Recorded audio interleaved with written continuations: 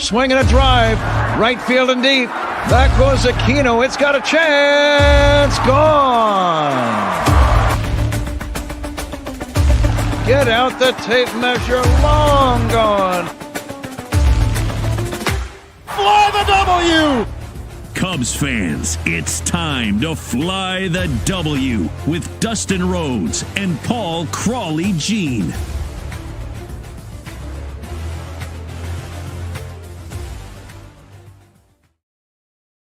You are listening to the Fly the W podcast. Don't forget to listen, download, review, and subscribe to the Fly the W podcast. Leave those 5-star reviews. You can email us at flythew670@gmail.com. And you can follow me on the socials at Crawley's Cubs. I am happy to have on the most important man in baseball right now, Craig Goldstein from Baseball Perspective. Craig, how you doing, buddy? I'm doing all right. How are you? Good. I see you got your Capley, your new annual of Baseball Prospectus right behind you, right? Yeah, that's right. New book just came out. It's shipping now, so people are getting it right as the calendar turns to February. Everyone starts paying a little bit more attention to baseball. We got projected standings in there. We got projections in there, all sorts of information for everybody on every single team. So for people that have not, this is, I think, your third year on here, Craig, and so people that are not aware and they're watching live is that if for you are not the bad guy here, you aren't the one that are making the projections. You are just the one that inputs the data into the machine and the machine spits it out. You are not default. So nobody blame Craig for the projections. I'm of two minds on this. I'm absolutely not the person to blame. You should absolutely like me, appreciate me. It's not my fault. Also, if you want to yell at someone, it's okay. No, this is the beauty of projections, right? There's a model. It outputs a set of numbers, and it's the model's fault. It can never actually be my fault, right? I'm not even the keeper of the model, but that's not important either. If people need someone to yell at, I'll be your clown. That's fine. You can throw tomatoes at me. That's also fine. But no, technically, I don't have anything to actually do with how the projections come out. So do me a favor. Tell us how these projections work. How do these numbers come about? Sure. So, every site's version of this is going to be different, right? So I don't want to say there are going to be some similarities to how they all work. But we have specific metrics at Baseball Prospectus that other sites don't have. Other sites have metrics that we don't have.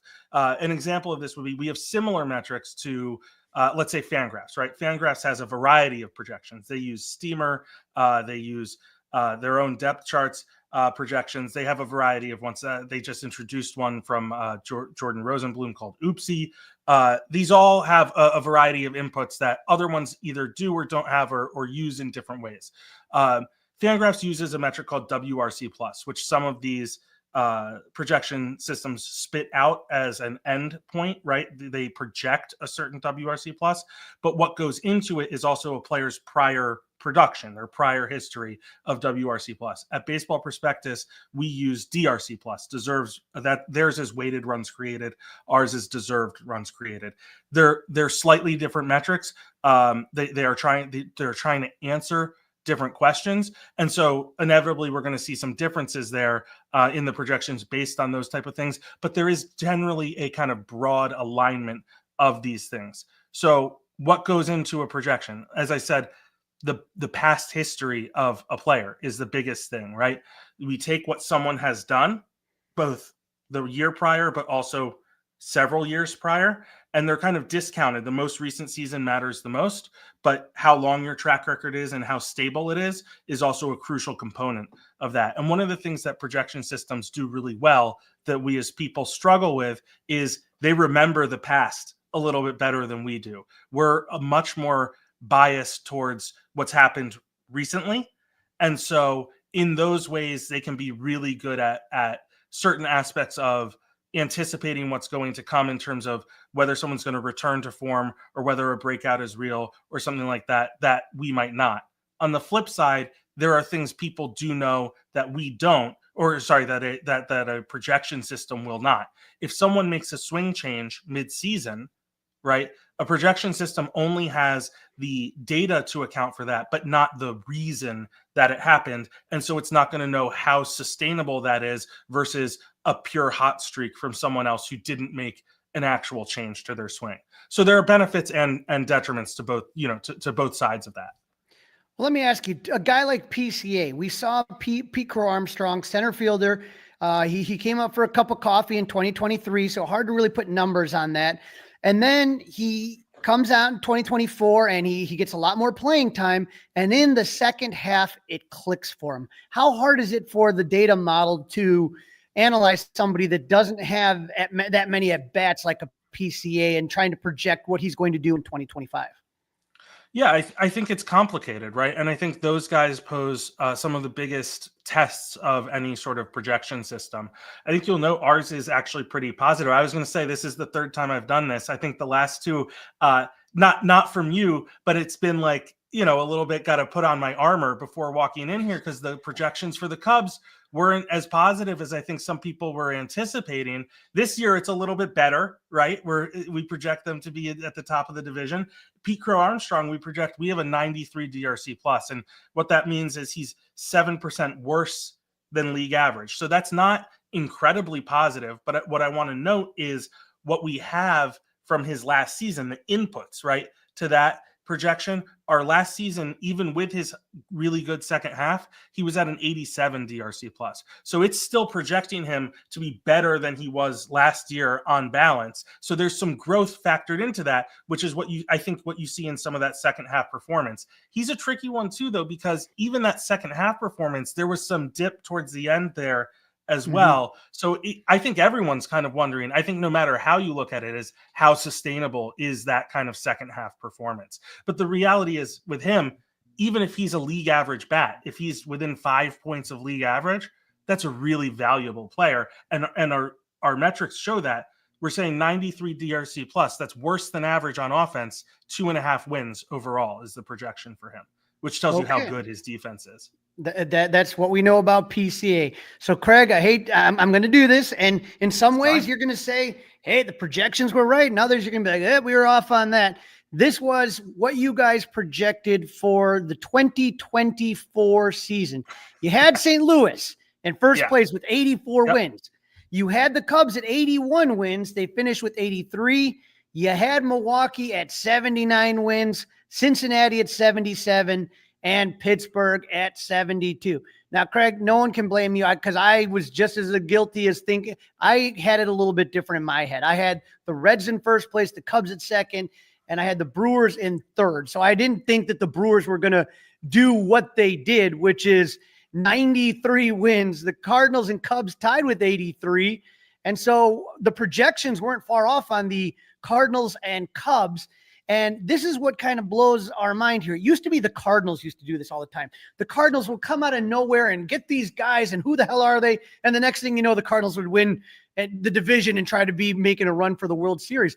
But it seems like Milwaukee has taken some of that mojo from St. Louis, and somehow they keep defying predictions and projections and anything else.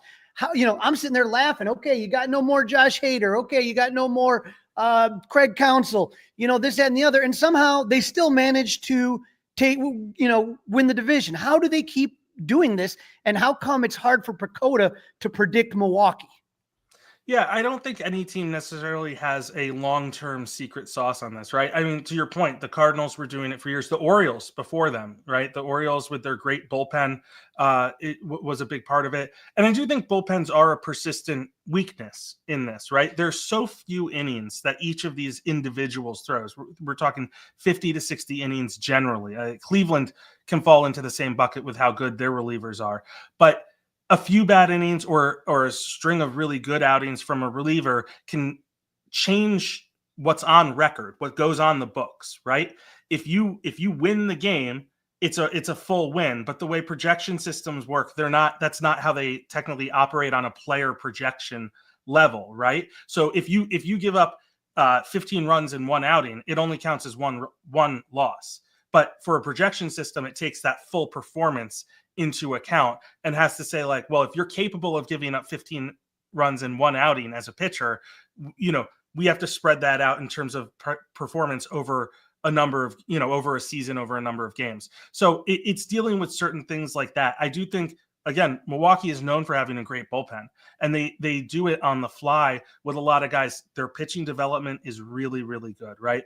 They have these guys that are kind of come out of nowhere every year and manage to take steps forward. Whether it's again, you mentioned no Josh Hader. They didn't have Devin Williams for most of the year. We've seen a number of guys in their bullpen come out of nowhere, whether it's Elvis Peguero or I'm blanking on some of the other names. Aaron Ashby came out and was really good, not last year, but the year before, in relief for them. They pull these guys either out of their system or off waivers, give them a new pitch or a new approach, a new mix to throw, and all of a sudden they're a much better performer. And again, if you add a pitch that meaningfully changes what you can do, and we saw this, for example, in Houston with Hunter Brown, right? He added a sinker, which wasn't even that good a sinker, a two-seamer. But it opened up all of his other pitches and made batters have to account for that movement profile and something like that. If you do that mid-season, it meaningfully changes what the player can do and what it means for the team, but the projection system isn't going to catch on to that. So if they're doing a lot of those things, it can miss on that. I also want to point out that they played a lot of young guys. And for example, Jackson Chourio, jumping straight from AA, essentially, barely any time in AAA, 20 years old, hadn't really dominated in the minors, even though what he was doing for his age was incredible. Struggles the first month, 6 weeks, and then takes off. And look, they have insight into that. They know what his ability to handle adversity is. They've challenged him aggressively throughout his entire career, but the projection system is working off numbers, right? They can't see inside a guy's heart. They can't see his mentality. It can't see anything like that. So a projection system is going off numbers that were good for his age, but not dominant. And then saying, okay, you throw him in the majors right now and give him a ton of playing time. We're not going to project him necessarily really, really well. But of course he was, come June, he was one of the best players in baseball from that point forward. So they got a lot of performances like that. And look, if you want me to be honest, I look at our Milwaukee projection this year and I got to think, I think they're going to beat that projection. All righty. Well then, without further ado,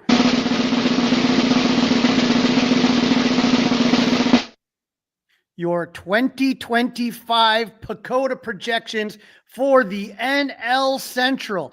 We have our Chicago Cubs at 90 wins, 71 losses. Milwaukee at 80 and 81. St. Louis 78 and 83.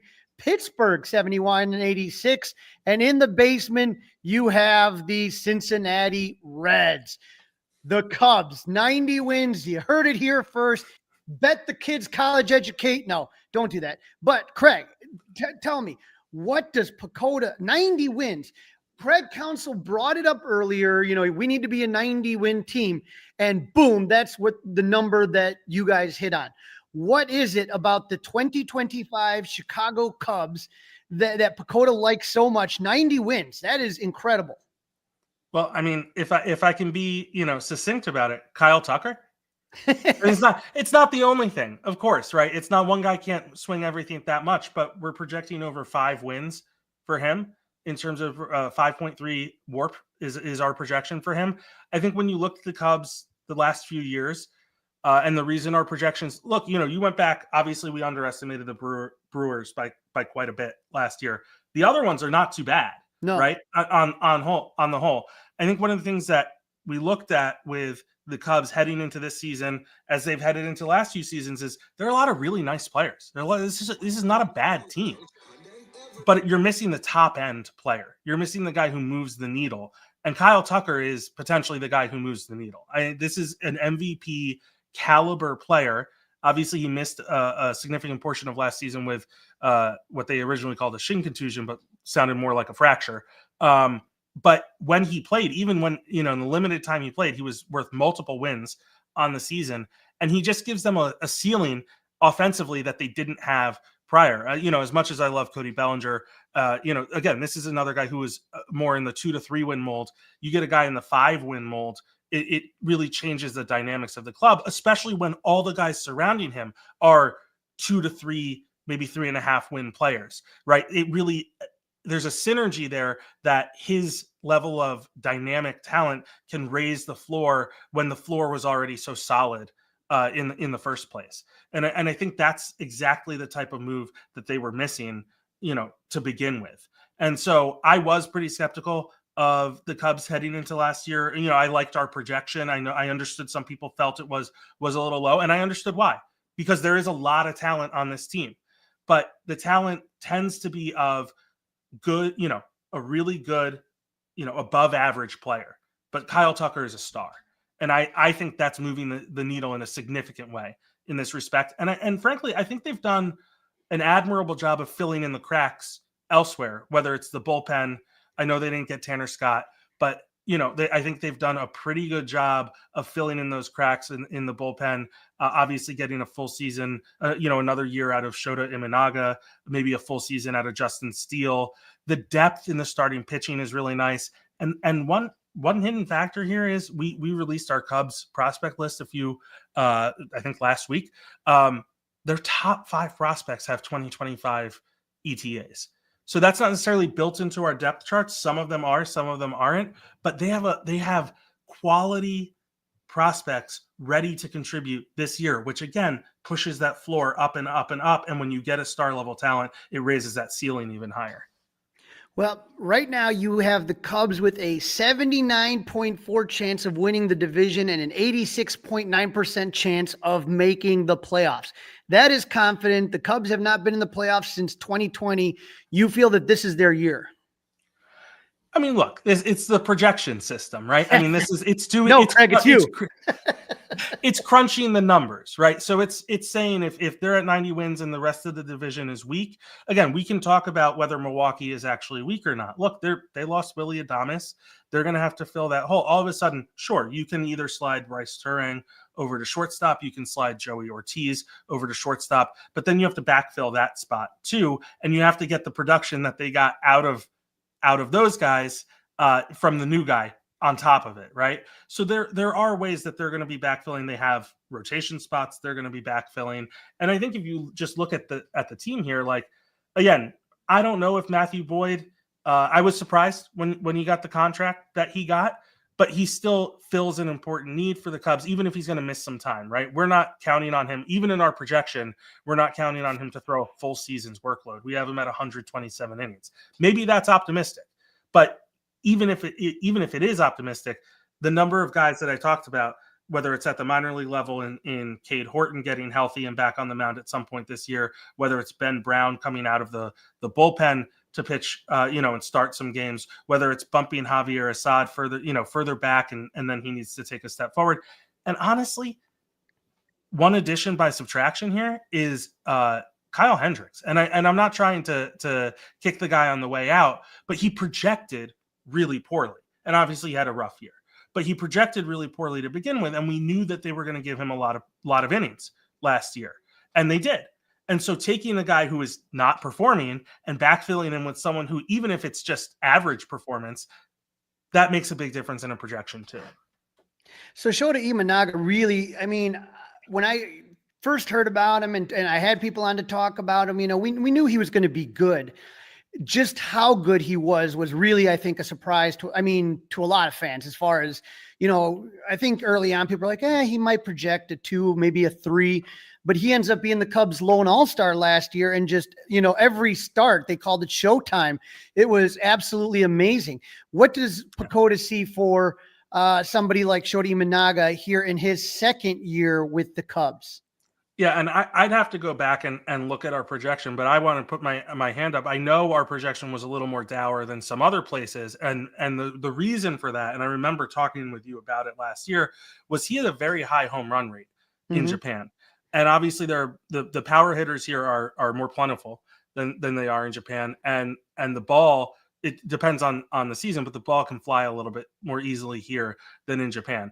And so our concern was, and certainly a concern of mine, was how is that going to translate to the majors? If he's got obviously his splitter was one of his main out pitches, and we've seen this with Yoshinobu Yamamoto as well, and we're probably going to see it with Roki Sasaki. It's a new ball. it comes out of the hand differently. They're not going to have the exact same feel for it immediately, stuff like that, right? And so I'm looking at, how given his fastball, and I know it's an invisible, it's got the great ride, it gets swings and misses, but when guys hit it, they hit it really well. I was really concerned about the home run rate. Turned out he was, it wasn't like he was keeping it in the park all the time, but he did far more than enough. And the projection system now has recalibrated. Ours has looked at what he did in the majors, and we have him for an 84 DRA minus. That's 16% better than league average, over 163 innings. That's the best pitcher on the team. That's 3.5 WARP. That's a very strong projection. I know that might not sound like a lot in terms of wins and wins above replacement for people, but for our system, it tops out kind of 6-7 in terms of projected WARP. Juan Soto might be higher than that, guys of that level, but like 3.5 for a starting pitcher is really strong. Unless you're Logan Webb and you throw 200 innings, 3.5 is really, really strong. So it's giving him a lot of respect for the year that he had. And I think deservedly so. He was unbelievable.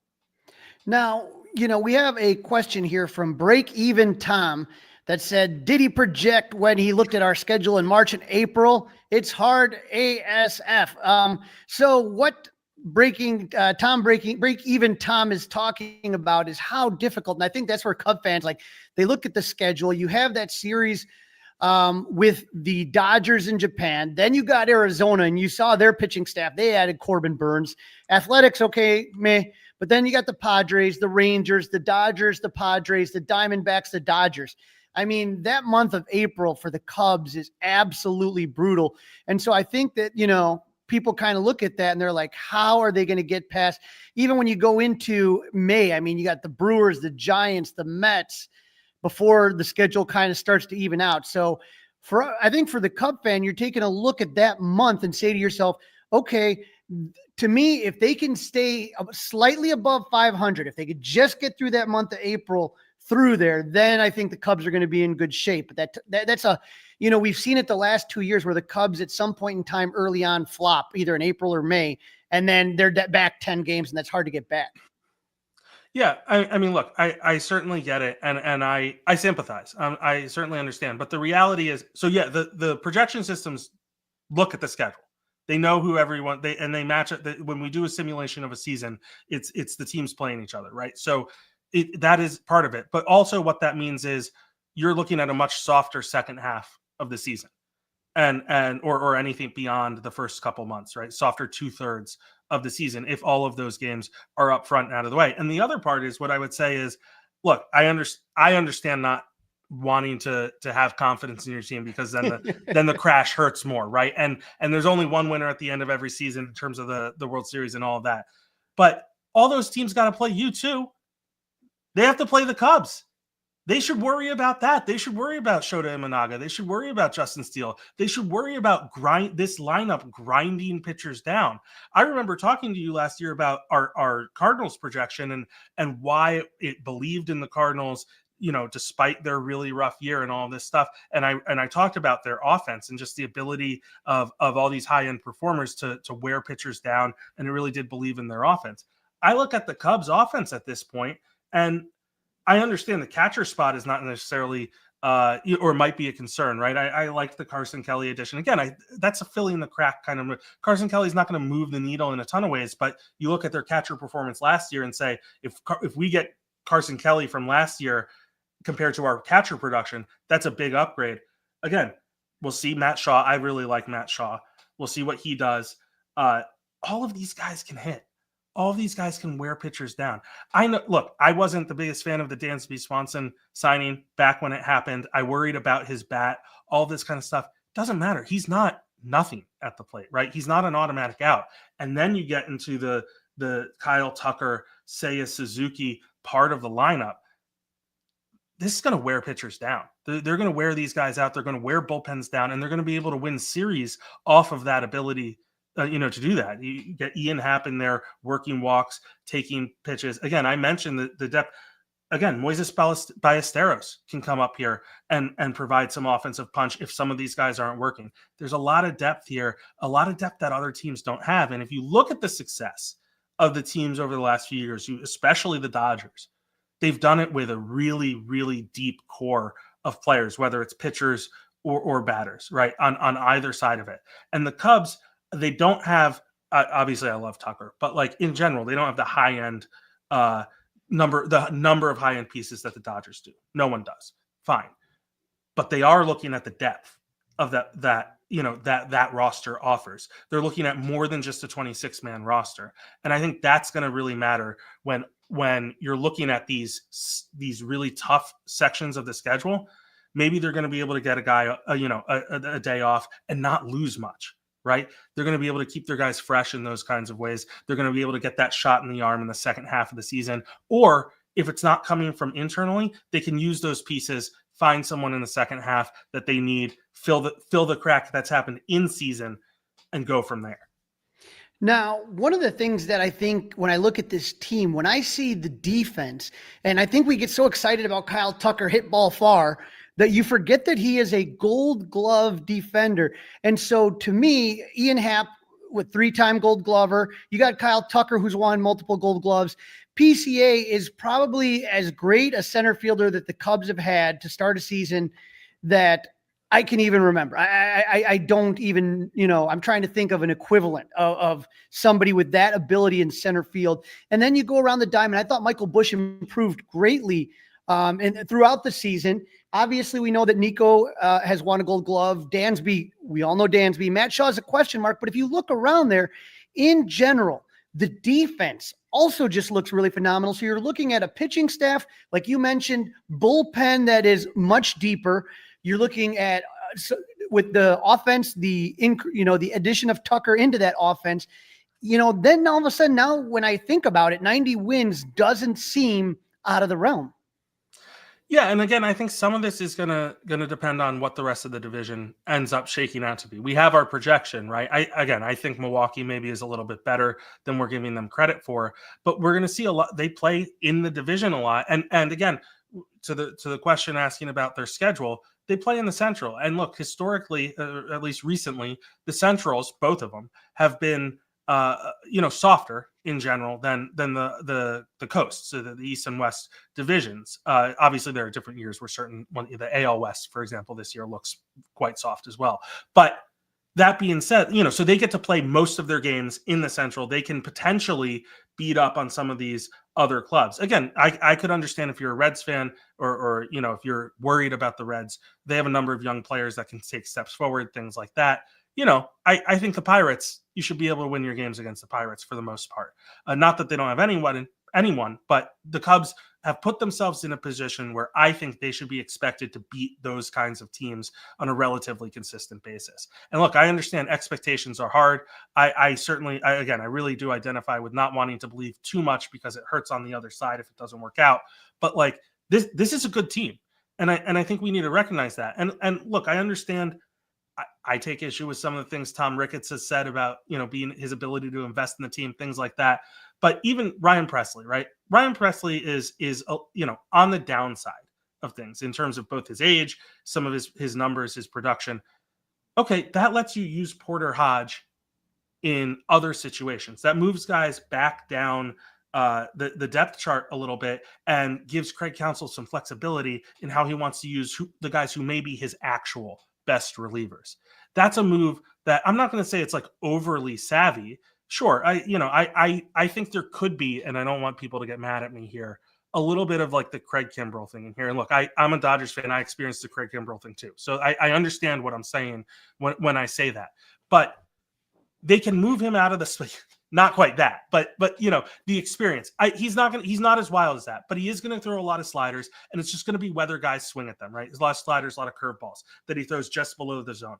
Are the guys going to swing at it, or are they going to get the fastball that they can hit? And there might be some nerve-wracking outings in there. But the bigger thing is when the time comes to flip the switch, if he's not performing, Craig Counsell can either knock him down the pecking order or throw him out and not put him on a playoff roster or use him in crucial leverage situations down the stretch. But in the meantime, they can get close games to the ninth inning and give their offense chances to stretch those leads and make that less crucial. He can opt to go with Hodge. He can opt to go with Nate Pearson if Nate Pearson looks, the way that they want him to look after the pickup last year. They can use some of these other guys. Maybe Ben Brown, again, if he's not in the rotation, maybe he explodes as a bullpen arm. Those options all exist, and they give counsel and the front office a lot of flexibility, while giving the rest of the guys a little bit of a security blanket at the back end to start the season. And I know those guys have flamed out the last few years for the Cubs. Everyone was worried, there was a certain amount of pressure on Adbert Alzolay heading into last year, and that flamed out. And you're talking about those early games, putting them in a deficit, and he blew them bad. Right. But again, I think it really is about the depth in all of this, and it's not the sexiest moves. And I would argue they should have made some sexier moves here, right? I would have loved for them to get Max Fried instead of Matt Boyd, right? I think having no shade to Shota, but like having either another or a true number one at the front of this rotation would have pushed that ceiling higher and higher than 90 wins, right? In terms of projection. That being said, I don't think that means what they've done is worthless, because I think they've done a good job on the other side of things in terms of filling in those cracks and making some of those incremental improvements. Well, Craig, I got to tell you, when I first saw the 90 wins, I had to take a double take. Now I'm starting to feel a little bit of confidence right before pitchers and catchers report. Craig, I appreciate you jumping on. I know it's a busy time for you with the projections coming out. Tell our listeners where they can read more of your work and find out more about PECOTA, and where they can follow you on the socials. Yeah, absolutely. First of all, thank you for having me again this year. I always appreciate it. Thank you to people for tuning in. Baseballprospectus.com. It's in my handle down there that you see at the bottom of the screen.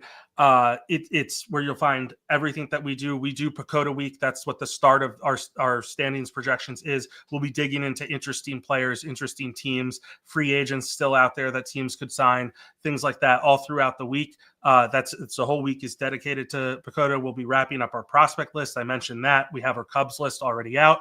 And as I talked about before, we've got the Baseball Prospectus Annual. If you're not a subscriber to Baseball Prospectus, I think you should be. $46 for the full year. You get access to essentially everything on the site: projections, prospect write-ups, which we do throughout the whole year. We have different tools. We have fantasy tools, all sorts of stuff like that. If you're not, though, and you still want some of the stuff, we got the book right here. Paul Skeen's on the cover. I know it's an in-division rival here, but number 30, it's our 30th edition of this book, which is really cool. A big number for us. And it's got projections for every, over 1,900 players in the books. It's got our top 101 with write-ups. It's jam-packed full of essays for every team, write-ups on players for every team. So you can go get that if you don't want to subscribe to the site, if you like a physical copy of something. And on social, I'm on Blue Sky for the most part at this point. You got the handle right down there. Craig, appreciate it as always. And like I said, you are so welcome this year. Every time you have the Cubs winning 90 games, you're completely welcome. Either way, you're welcome. We love having you and getting this idea of what's going on. It gives us a little bit more of an understanding of how the system works, and appreciate your insight. I appreciate you having me. Like I said, I like walking in here without having to put on the armor.